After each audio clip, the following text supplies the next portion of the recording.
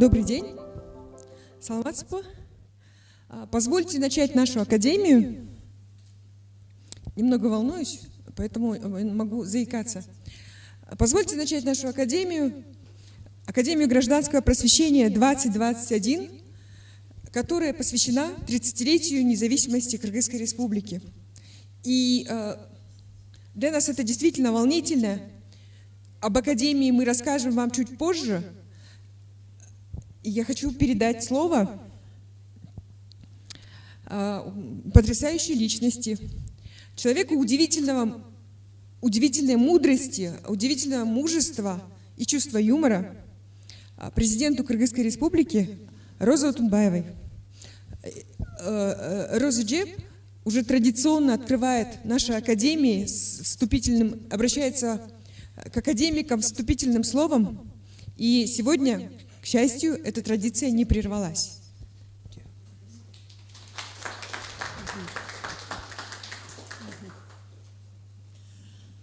Эльмир, ты только не рассказала, вот как ты ребят набрала, их сколько? 25, как всегда. Да. Вопросы, консультации, телефонные разговоры. 3 ступени. Ну, в общем, знаете, здесь рабочий язык русский, поэтому я буду говорить. Да, Буржолу саламатсыздар, урматтуу академияның угуучулары. Биринчиден мен Эльмирага таазим айтат элем. Бул академия мына бул биринчи жолу эмес, өзүңөр билесиңер, дагы тарыхы жөнүндө айтып берет экен.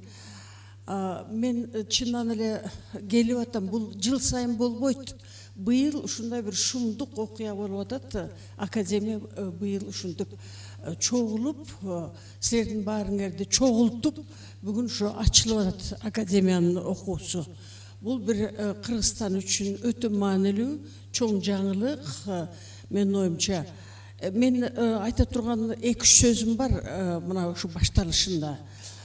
Мен билгенден ушу академиядан абдан көрүнүктүү азыр граждандык коомдун чыгаан адамдары окуп, бүтүп чыкканы бул маалым баарыбызга. Мен ишенем, ушу силерден да ошондой мына бир силер баягы өспүрүм, көчөт кичинекей. Мына силерден да ошондойлор чыгат дегенге мен көзүм жетип турат ошого. Анткени мен быйыл менен пенсионермин, чынын айтканда. Мен азыр көк чөп менен биринчи жолу сүйлөшүп, көк чөптү тигип, түшүнүп, ошентип жаткан кезим эмел ошо. Бул да бир маанилүү экен биздин адамдын турмушунда. Баягы бэкграундубуз бар, көк чөп, көчөт, жашыл дегенди түшүнбөйбүз да, билбейбиз аны. Эми келебейбиз. Мына тамды салат кыргыз деген, анан тегерегинде көк чөп деген ал маанилүү эмес. Анан кийин балким тегеректи карап, анан кийин баягы кыргыз илим, бул да чоң академия. Ошон үчүн мына мен силерди ошондой сезип атам, билип атам, мен билем. Мына канчалык карайсың, канчалык суугарасың, ошончолук мына ошо көчөттөр билеген чоң дарак тал болуп чыгат деген мааниде айткым келип атат. Мына Эльмира всегда выбирает темы, очень важные темы.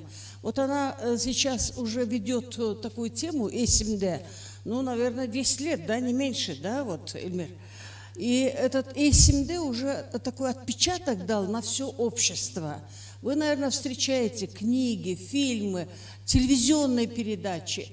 Я думаю, что в обществе обязательно будет память об этом. Она пробуждает нашу память, говорит о том, что нет людей без корней, нет народа без корней. А мы вот такие вот росли, мы, в общем-то, забыли. Вот сейчас название улиц для нас, ну, легче произносить Мира, Советская улица или еще что-то. И никак у нас язык не поворачивается на то, чтобы именовать их уже по-новому и познать этих людей. Ну да, говорят Тыныстанова, говорят Абдрахманова, но люди ленятся узнать, кто они, почему они и что они. Это очень важно. Это вот так вот мы с вами возвращаемся к своим истокам. Через труд, через усилия, и это важно. Это работа Эльмиры Ногойбаевой и ее всей команды. Мне кажется, что для вас тоже очень важно вот, следовать такого рода вещам. В этом году тема вашей академии – 30-летие Кыргызской республики. Казахстанскому Хабар они специально приехали, снимали про нынешнего президента, про его работу, рассказать, как вот Казахстан шагает с открытой грудью, с гордо поднятой головой к 30-летию своему. И меня попросили тоже написать статью про Нурсултана Абишевича Назарбаева. Но я это тоже написала. И каждый раз, конечно, когда анализируешь жизнь Казахстана, приходится говорить о том, что да, они сумели за эти 30 лет преобразовать свою страну. Это действительно они подняли страну, ну, если не с нуля, то, во всяком случае, новая независимая страна со своим характером, со своей биографией сейчас на политической, экономической карте мира. Я очень хочу, чтобы вы научились в рамках этой академии работать с цифрами. Читайте цифры, учитесь читать финансовые цифры особенно. Я думаю, что сюда будут приглашены все такого рода люди, которые вас научат этому.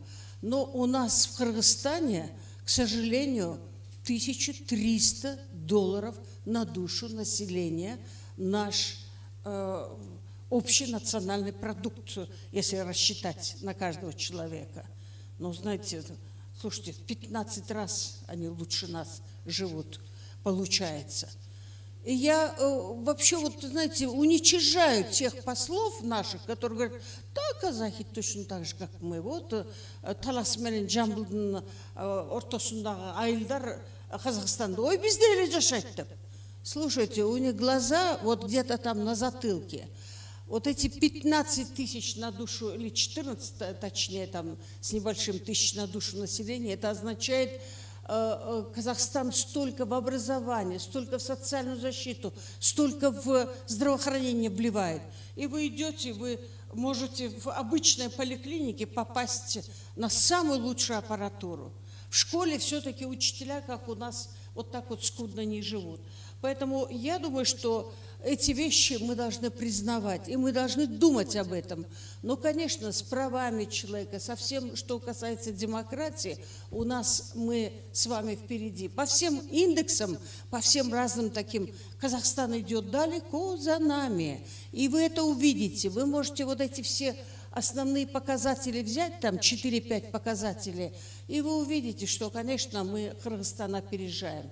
Но в мире, мир циничная вещь, в общем-то. Мир ценит то, что есть в Казахстане. Они говорят, слушайте, благополучная страна, вот такой уровень жизни. Алмата, когда вы едете туда, в общем-то, люди говорят, боже мой, какая разница, как мы здесь живем и как они живут, да? И это означает для нас, да, у нас прямо завидки берут очень сильно. Ёлки-палки, как мы отстали, как мы плохо живем и так далее, и так далее. Но ценности наши не, пожалуйста, принижайте. Вот я вчера была на мероприятии, ты права, Эльмир, вчера, значит, мы праздновали 4-кратное увеличение числа женщин в местных кеңешах. Ну, было 10%, а сейчас 38%. Еще 3 города, Ош, Бишкек, Токмок, еще не прошли выборы. Но мы надеемся, что и там женщины, они дополнят, и будет точно, если не 4-кратное, то чуть выше. А там вчера на этом заседании одна группа сказала, 30 нам мало, давайте 50% квоту. Ну, слушайте, знаете, квоты даже женщины не любят, не то что мужчины. Женщины даже не любят. Но нам 30% нам нужно заполнить и держаться этих квот 30%. И это большой прогресс. Прогресс, потому что даже вот в Великобритании, я помню, когда вот Тэтчер первый раз она стала премьером, это было, конечно, большое событие для мира. Сейчас столько премьеров женщин, ну, наверное, человек 15, слушайте, не меньше, по всему миру, понимаете? Президентов, премьеров и так далее. Швейцария только вот в 70-е годы получила право голосования для женщин. Мы, благодаря советской власти, получили это намного раньше, в 17-м еще году. И, конечно, это все не далось просто как сыр по маслу. У нас горело в огне Уркия Салиева, у нас было много жертв, прежде чем укрепилась вот эта роль женщин в обществе. А это очень важно. Слушайте, вот такая сытая Япония, у которой всего рост производства 1-2% в год, она уже, конечно, крепко думает. Ну, Китай уже опередил Японию. Ну, как дальше развиваться? Что делать? И они сегодня высвобождают женский резерв, женские производительные силы. А иначе, понимаете, нету развития этой страны тоже. Женщина очень много значит. И вот это наш байманапчлых, вот это вот отношение к женщине, которое еще, Бог знает, у нас царствует, еще как. Смотрите, все новостные ленты полны насилия насчет женщин. Поэтому это очень для нас важно. И хочу, Эльмира, знаю, мне нельзя так много говорить, но тем не менее, я хочу вот сказать вам, вот эта академия, это очень важно. Вот сегодня, слушайте, ну да, вот у нас и так мы живем хуже, чем в Алмате, хуже, чем в Казахстане и так далее, да. Да, Узбекистан, вот все говорят, пошел, уже так сильно идет. Ну, Таджикистан, вот столицу называют, что намного лучше, чем в Бишкеке. Я давно была в Душанбе, но у меня еще в памяти, как они в калошах ходят, и, значит, в штанишках ходят все эти женщины и так далее. И у нас вот такого нету слепого чинопочитания. Мы были официальная делегация, ШОС, это было 2010 или 2011 год. И слушайте, весь город остановили, все троллейбусы стоят, люди пешком. Да у нас никто этого не позволит сделать. У нас на перекрестках люди шумят, что если вот так вот быстро проезжает машина. Они говорят, да кто они такие, почему вот так вот делается, что есть вполне справедливо. Так вот, смотрите, все шагают, все движутся, а мы с вами, получается, что где наше развитие? Нужны молодые умы, нужны вот такие, как вы, открытые, сильные, смелые, те, кто могут видеть далеко, анализировать могут. И это страшно важно, это очень важно. Интеллигенция, мы не должны теряться, мои дорогие. Вот вчера мы Хондучаловой 100 лет праздновали, практически было 100 лет, и открывали доску на том доме, где она жила. Ну, знаете, она мне рассказывала, как она работала. Атчан барчиген, да, атчан иштечикен. Ну, это было, наверное, какие-нибудь 30-е годы, ну, которые по социальным вопросам, или министр культуры, чтобы атчан джургон. Такого нету близко, конечно.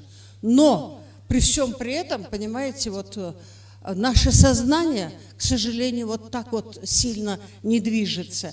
И я хочу, чтобы мы с вами сильно развивались. Вот рядом Монголия, не могу не сказать об этом, потерпите еще мой разговор. Слушайте, вот Монголия, она очень удачно движется. Вот только что выбрали нового президента, Хуралсух деген киши келди, президент болып. И Монголия тоже 4000 на душу населения. Монголия 3 миллиона 300 тысяч населения, и у них 700 миллионов скота. Ну, представляете? У них 1,5 миллиона квадратных километров площадь. Мы, Кыргызстан, сколько? Какая площадь? Ну, в общем, 200 тысяч, правда? Вот. У них 1,5 миллиона, вот такая площадь. Между Китаем, между Россией они застряли, но демократия у них движется. Им удается вытащиться из вот двух таких автократий, Они идут по по нити, можно сказать, но у них все это получается. И мне кажется, самое главное, нам нужна стратегия развития. Ну, много чего делает сегодня президент. Он прям экскаватором поднимает все проблемы, которые говорят, вот они накопились, вообще все дураки до меня, ничего никто не делал, и вот я сейчас должен все эти проблемы поднимать. Окей, но понимаете, вот мы не видим стратегии развития. Куда нас ведут? Вот какая картинка будущего? Скажите эти показатели. Да, это он нам помог, вот эти цели устойчивого развития 2030 у нас есть. 2030 в Казахстане Назарбаев вытащил в 1997 году, аж в 1997 году. Потом в 2002 году они вытащили 2050. И когда вы едете в Казахстан, вы видите кругом такие щиты. Казахстан 2050. Но мы как-то так подсмеивались, говорили, вот чудаки. Но если у страны нет стратегии, это вслепую ход. Абсолютно. Я хочу, чтобы ваша академия, ваша работа помогала вам видеть будущее. Помогала требовать от властей картинку будущего. Я хочу, чтобы вы были одним из таких вот организаторов таких сессий и такой умственной, интеллектуальной работы, которая бы рисовала нам будущее. Рахман.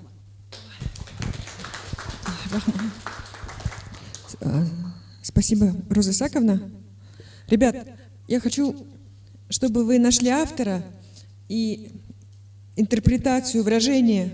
Мы все стоим на плечах наших предшественников. Есть более точное выражение. Найдите автора, и давайте об этом поговорим позже. Почему я об этом говорю? Даже сегодня это ощущается. Кулипа Кундучалова когда-то делилась Розой Исаковной. Роза Исаковна, следующая лекция, которую мы будем слушать, ее ученика Тынчтыкбек Чоротегин. Я когда-то, то есть это студент Роза Исаковна. Когда-то я была студенткой Тынчтыкбек Агая. И, может быть, я с вами тоже чем-то поделюсь, и мы все вместе. Это такая социальная эстафета, и она прежде всего ценностная. Да, мы передаем опыт, мы передаем знания, но это еще чуть-чуть мужества, чуть-чуть отваги. Я честно скажу, я очень часто за рубежом, находясь где-то, мне говорили, вы из Кыргызстана все такие девчонки дерзкие. Здесь была Тунбаева и так далее, и так далее. И я понимала, что я уже иду в открытые двери, которые кто-то открыл передо мной. И это тоже очень важно. Я хочу для открытия, я знаю, что они сейчас уезжают, для открытия передать слово двум красивым, умным, молодым людям. Они тоже в своем роде ролевые модели. Один из них учился в Гарварде, а другой сейчас преподает в Академии УБСЕ. Это Шамиль Ибрагимов и Эмиль Джураев, которые представляют организацию, которая нас поддержала. Фонд Сороса Кыргызстана. Пожалуйста, Шамиль. Спасибо, Эльмира. Доброе утро всем участникам. Фонд Сорос уже, да. Это какая у нас академия, которую мы поддержим? Вторая, третья? Третья академия. И для меня лично было интересно наблюдать саму эволюцию академии и эволюцию выпускников этой академии, потому что мы видим очень конкретные кейсы, мы видим конкретных людей, которые запускают конкретные проекты, конкретные идеи. Вот у вас во время этой сессии будет Улан Усуюн здесь, да, Баштан Башта. Я помню, как мы с Уланом садились, он говорил свои хотелки после академии, что он хочет, и мы с ним обсуждали, и, наверное, в какой-то степени Баштан Башта родилось из наших, в том числе, разговоров, что о необходимости формирования вот этого нового формата, новых медиа.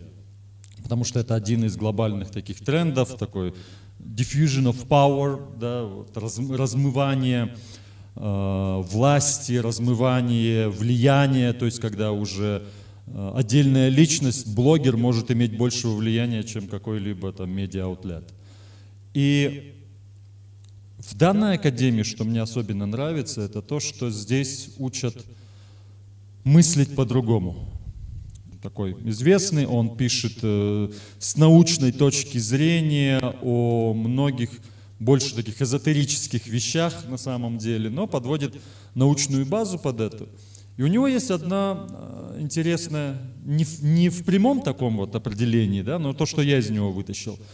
У него есть определение уровней людей, уровень восприятия «я». Когда человек размышляет категориями себя, только я, мои интересы и так далее. Второй уровень – это когда человек размышляет категорией «я, моя семья, мои близкие». И он размышляет, соответственно, категории только узконаправленной своей семьи, более высокого уровня, да, он уже говорит там о нации, например, да, он уже размышляет, уже такой более государственный уровень. Четвертый уровень – это уже человек, который размышляет категориями цивилизации человеческой. Я в своей жизни в основном встречаю первый, второй уровень, очень часто. Мы все это встречаем. У нас, к сожалению, вот у нас тема 30 лет независимости Кыргызстана. Вот за 30 лет, к сожалению, в политике у нас были в основном люди первого, второго уровня.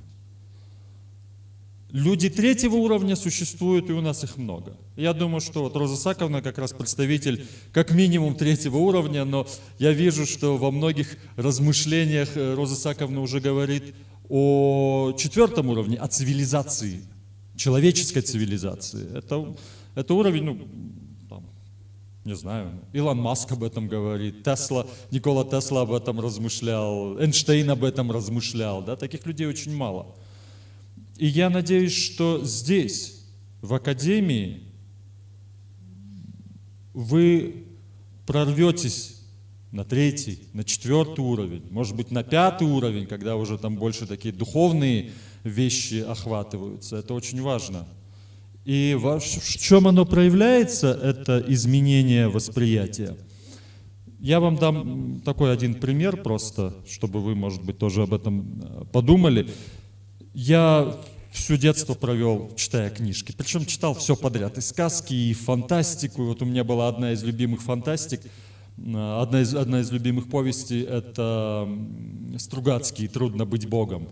Про так называемых прогрессоров, да, про будущее, где человечество еще вот так, с коммунистическим задором, оно находит какие-то отсталые планеты и внедряет туда так называемых прогрессоров, которые пытаются вот это темное, отсталое общество средневековое подтянуть до каких-то ценностей общечеловеческих, до понятий других.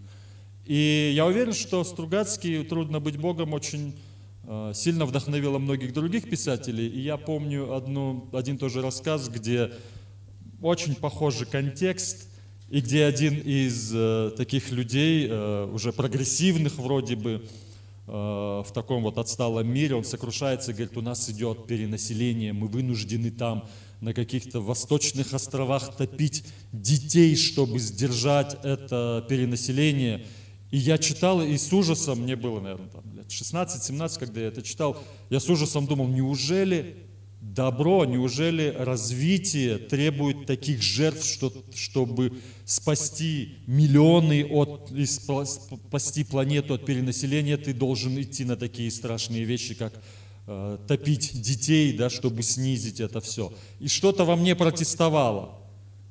Недавно я понял, что, ну как относительно недавно, лет 10 назад, 15, наверное, я вдруг осознал, что подобный автор в этом рассказе имел очень линейное мышление о причинно-следственных связях и, соответственно, решениях к этим проблемам.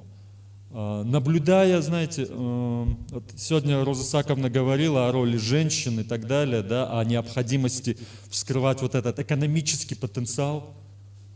Есть замечательный ресурс, я вам рекомендую просто с ним поиграть. Это ресурс, который визуализирует различные данные, Gapminder называется, где очень четко показаны взаимосвязи на основе данных, и там дается очень конкретное решение Если вот опять возвращаясь к этому рассказу, да, о том, как снизить перенаселенность, не убивая людей, детей, да, а как выстроить систему, чтобы рождаемость была на определенном естественном уровне. И решение очень простое. Это образование девочек.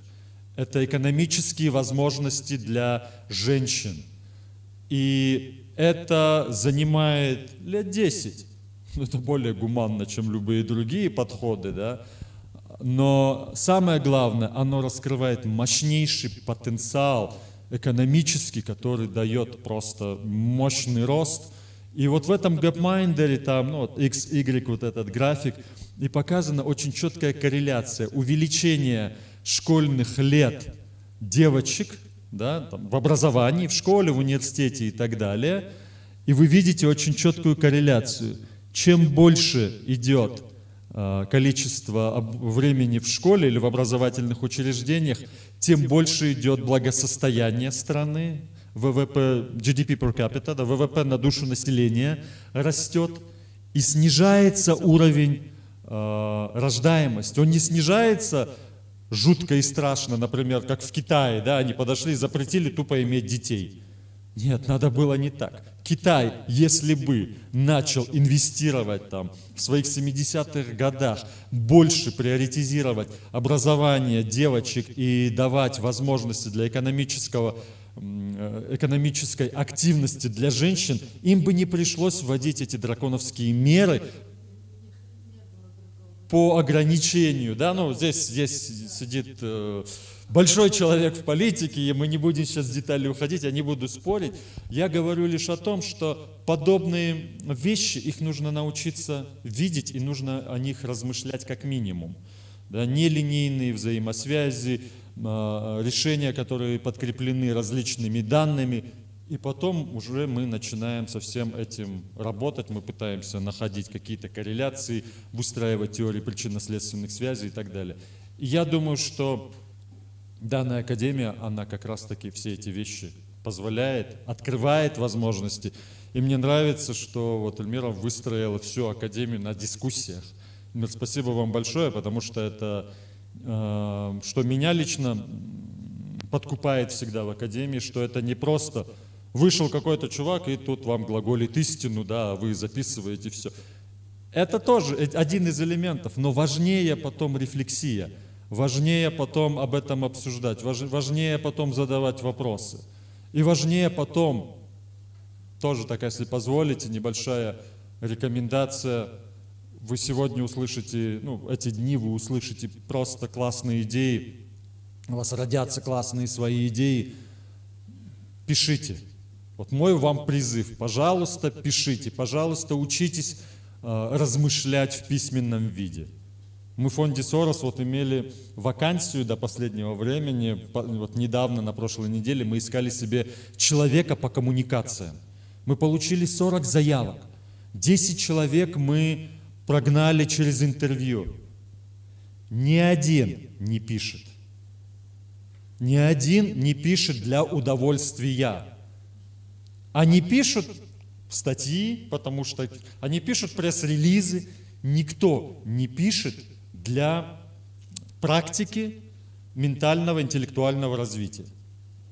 Ни у кого нет такой привычки. Это очень печально, потому что если нет такой привычки письменного изложения и размышления, нету навыка аргументированного дискурса. Ты забываешь это, ты начинаешь оперировать какими-то очень поверхностными вещами.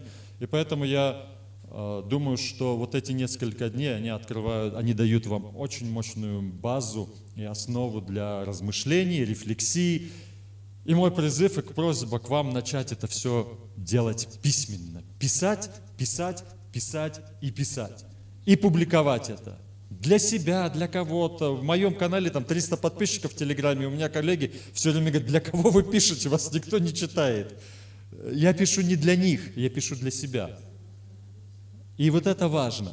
И это позволяет мне более четко, аргументированно изъясняться и выстраивать свою логику и обоснование. И я вас призываю к этому же самому. Эльмир, спасибо вам большое еще раз.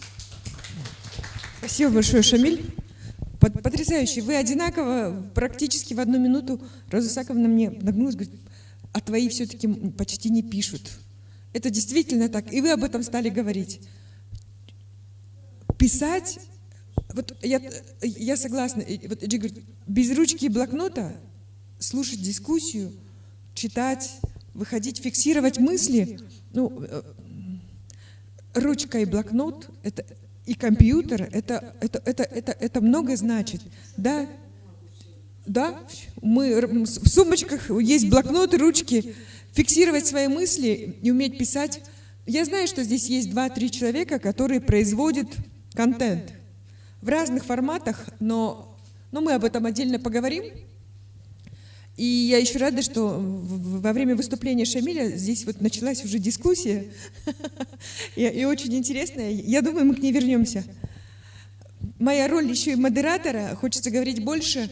Я знаю, что Шамиль и Эмиль уезжают, но хочу 2 слова сказать.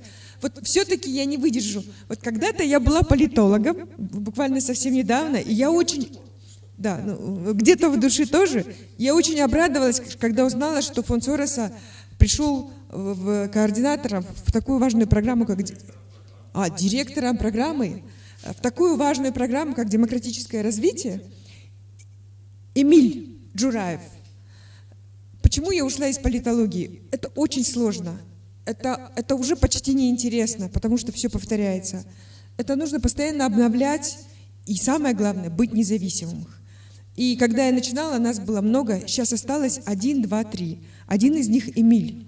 И это интеллект, это понимание ситуации, и это развитие. И сегодня Эмиль еще и коллега в этой ипостаси. Пожалуйста, Эмиль. Рахмат чоң. Саламатсыздарбы, агай, эжеке. Биринчиден баарыңарды куттуктайм. Ол 20-25 чыгаан, тандалган топтун ичине кирүү өзүнчө менимче жетишкендик.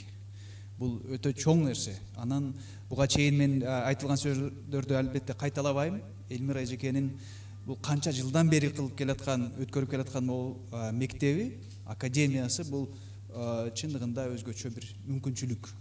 Өзүн өзү тактап көрсөткөн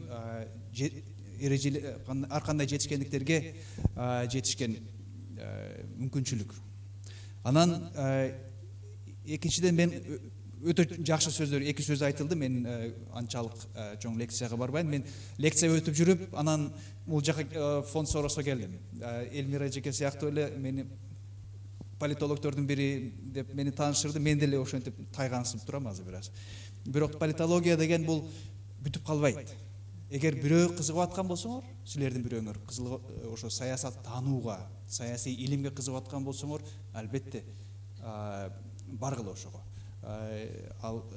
Аны казуу керек, изилдөө керек, чукуп ар кандай ойлорго, идеяларга, жаңы билимге жетишө берүү чексиз.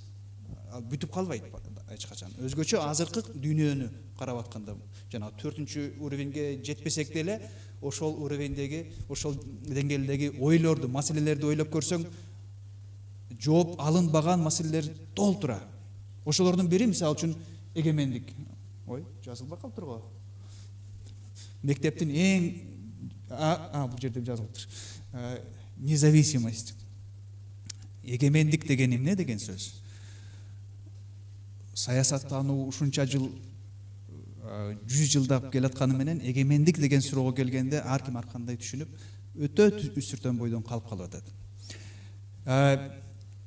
Менимче бизде эгемендик деп жанагы далбастап төшкө кагып же тууну көтөрүп ар кандай немелерге барабыз, көрсөтмө бир ыкмаларга барабыз, бирок чындыгында анын эмнеси маанилүү? Эгемендик дегенде ар бир адам үчүн, ар бир улуттук жаран үчүн ал эмнени түшүндүрөт деген сөзгө келгенде жооп деле жок. Ал суроону коюу деле жок. Менимче эгемендик деген биринчи кезде жоопкерчилик. Бирөөнүн талабы эмес, өзүңдөн талап кылуу. Мамлекет катары өзүбүздөн талап кылуу деген жоопкерчилик. жеке адам катары ар кимдин өзүнөн өзү талап кылуу деген жоопкерчилик. Ошондо гана эгемендик мааниге ээ болот. Ансыз болбосо элдердин баарысы ооба силер эгеменсиңер, ооба силер көз каранды эмессиңер деп куттуктай берген менен биз эгемен болуп калбайбыз. Ал эч кандай мааниге эмес, андай декларативдүү түрдөгү эгемендик. Ошонун маанисин чукуу менимче силер үчүн азыр мүмкүнчүлүк. Ушул 3 сессия болот. Могул академиянын ичинде, ошол 3 сессиянын ичинде ар кандай кишилер бар. Чекесинин программаны көрдүм, Элмира экөөбүз талкууладык. Сонун нерселер болот, сонун талкуулар болот. Ошонун ичинде азыр мына Шамил айтып кетти, жазуу керек деген. Ошол жазуу деген тилдин бир түрү, туурабы? Мен ошо тил деген сөзгө маани концептке көңүл бургула дейм да. Мен азыр мисалы үчүн кыргызча сүйлөп атам. Бирок албетте орусча сүйлөсөм дагы мүмкүн оңоюраак болмоктур. Адам баласы тил менен ойлонот экен. Тилибиз канчалык татаал болсо, канчалык өнүккөн болсо, ошончолук оюбуз да өнүгөт. Оюбуз терең болот. Англисче дагы жакшы билсеңер, ошого тете оюңар кенен болот, терең болот, татаал болот. Тилекке каршы биздин тилибиз, кыргыз тилибиз илимде, ар кандай техникалык жактарды айтпай эле коеюн. Мындай гуманитардык илимде деле анчейин колдонбой келген. Тилекке каршы бул биздин трагедия дебейин, бирок өтө чоң бир тоскоолдук болуп келатат. Андыктан түшүнсө болот, баарыбыз айтабыз, кыргызча сүйлөйлү, кыргыз тили мамлекеттик тил дейбиз, бирок мондай жерде кысталыш болуп, ушундай кыргызча сүйлөгөндө бир аз барьерге түртүнүп аткандай, дубалга түртүнүп аткандай болуп туруп, анан орусча которуп кетебиз, же англисче которуп кетебиз. Бул деген табигый нерсе. Мындан уялбаш керек. Чын дилден ушул кыргыз тилин өнүктүрөлү десек, кыргыз тилинде сүйлөйлү десек, ошол башка тилдердин байлыгын, башка тилдердин мүмкүнчүлүгүн кыргыз тилге да которушубуз керек. Тил котормо эмес, ойду которуш керек. Ошол ойлонуу ыкмасын да которгонго аракет кылыш керек. Андыктан сөзсүз эле мен принципке туруп, мен только кыргызча сүйлөйм деп туруп алган туура эмес албетте. Эгер керек болгондо башка тилдерге которуу маанилүү. Бирок ошо жана кыргызча болобу, лекциялардын бир канчасы кыргызча болот, бир канчасы орусча болот, мүмкүн англисче да болобу, жокпу. Кайсы гана тилде болбосун, ошол тилдердин ар биринин мүмкүнчүлүгүн алыш керек. Анан силер буюрса жаш лидерлер катары ошол 3 тилдин арасындагы өнүгүүнү, кош өнүгүүнү камсыздоого аракет кылчу кишилер силерсиңер. 3 нерсе менимче бул академиядан алууга аракет кылышыңар керек. Академия берет, ар бир киши, ар бир катышуучу ошону алганга аракет кылыш керек менимче. Биринчиден, албетте билим же ой жүгүртүү, не деп коебуз бизде, дүйнө таануу, таанымыбызды өнүктүрүү деген мүмкүнчүлүк. Ар кандай ойлор бүгүн эле айтылды, ар кандай ойлор, билим, дүйнөнөн келген ар кандай тажрыйбанын бир кичине болсо да бөлүктөр, ошолордун баарысын билип алып, баарын сиңирип алуу. Ошол эле эгемендик деген сөздүн концептин, түшүнүктүн маанисин чукуу, бул деген ошо ойлонуу деген, билимди тереңдетүү деген. Экинчиден, активдүү боло баштоо. Бир нерсени кылууга умтулуу. Активдүү билимдүү киши. Бул жөн гана билимдүү киши эмес. Бул активдүү ойлонуу деген өзүнчө башкача нерсе. Биз дайыма экинчи немеси бар, проблемасы бар. Мен политологиядан сабак берсем, жаш студенттер дайыма теорияңыз дегенде экен, демократиянын теориясы экен, бирок мону кантип оңдойбуз, Кыргызстанды кантип башкача кылабыз дейт. Билбейм дейм. Политологдор ошол жагынан бир аз чабалыраак. Граждандык лидерлер, атуулук лидерлер, жарандык активисттер бул бир нерсени билген гана эмес, кыла билген да кишилер. Бир нерсени жасай билген кишилер, элдерди уюштура билген кишилер. Ошол жагын мүмкүн болушунча алганга аракет кылалы дейм. Анткени силердин алдыңарга келчү кишилердин бир тобу таанымал активисттер, таанымал лидерлер, бир иш кылып жүргөн кишилер. Анан үчүнчүсү, англисче networking деп коебуз. Бул деген силер азыр жөн гана жеке бир жибек катары же жеке айзадабы кимлер катары келип жөн гана окуп кайра үйүңө кеткен эмес. Бул ошол академиянын мүчөсү катары мүмкүнчүлүк болуп атат, пайда болуп өнүгүп чыкканга. Силерде мурдагы 10 эң башынан эсептегенде 10 болду, жыл болду. Ошолордун арасында бүтүрүүчүлөрдүн чоң жана көбөйүп келаткан катары бар. Ошолорго кошулуу керек жана ошолорду силер мүмкүн буга чейинки бүтүрүүчүлөрдөн да мүмкүн активдүүрөөк чогултасыңар. Network деген өтө маанилүү. Анткени жеке киши бирдемкени кылыш өтө кыйын. Өзгөчө коомду өзгөртүү, коомдук бир нерселерге маанилүү иш аракеттерге барууда жеке киши өзгөчө чоң тоскоолдуктарга, чекке такалып калат экен. Андыктан моундай ушу академияда окуп чыккан кишилердин арасындагы эң менимче артыкчылык бул ошол networktун кыргызча котордук беле network деген сөздү? Желе, же тармак. Ошол тармактын ичиндеги бири-бири менен кызматташуу, бири-бирин түшүнүү, бири-бирин колдоо деген бул эң чоң нерсе. Ошоларды мен силерге каалайт элем. Анан эң акыркы бир нерсе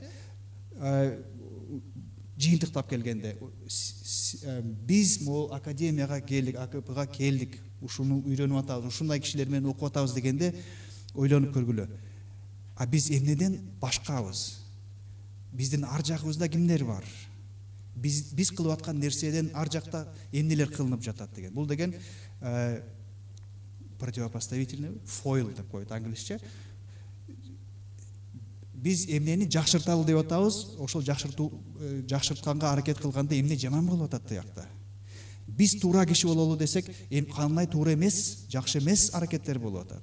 Эгер биз жакшы жаран, эң мыкты жарандар биз бололу десек, демек биздин купулубузга толбогон, анчейин жакшы жаран катары алып жүрбөгөн, аракет кылбаган кандай көрүнүштөр болуп атат коомдо. Ошол айырмачылыкты да бир аз көз алдыбыздан, оюбуздан өткөрүп коюу менимче өтө пайдалуу нерсе. Ошол силерге чоң ийгилик буйрса, мен ошо Сорос фондусунун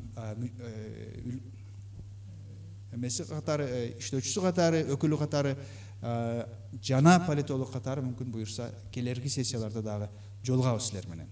Мен дисклеймер бир айтып кетейин. Академия ОБСД мен сабак бербей калдым. Жибек экөөбүз ошол жерде окуган болчубуз. Биз ал жактан токтотуп, Элмира эжеке сыяктуу эле мен дагы активдүү политолог катары бир аз эс алууга чыктым десем.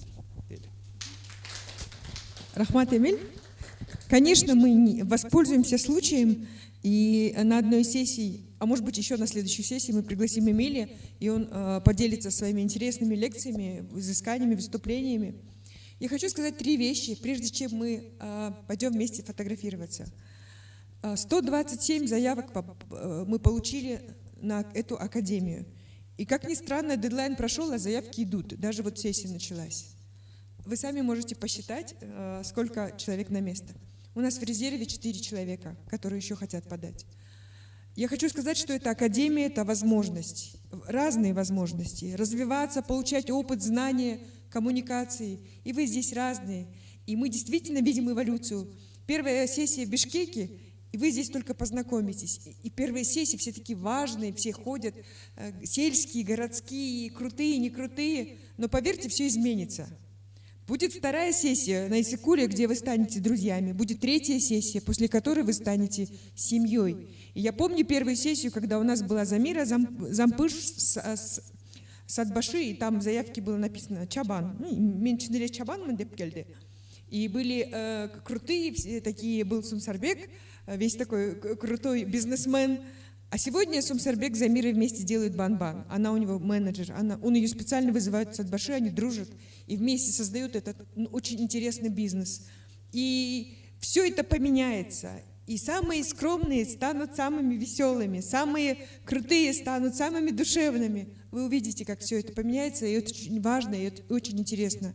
Еще я хочу сказать, что это действительно возможность, потому что к нам приходят, я надеюсь, мы заслужили потрясающие личности, потрясающие люди. Следующая лекция будет не просто ученого, профессора, историка, это человек, который один из самых-самых первых боролся за демократическое развитие Кыргызстана, за независимость Кыргызстана.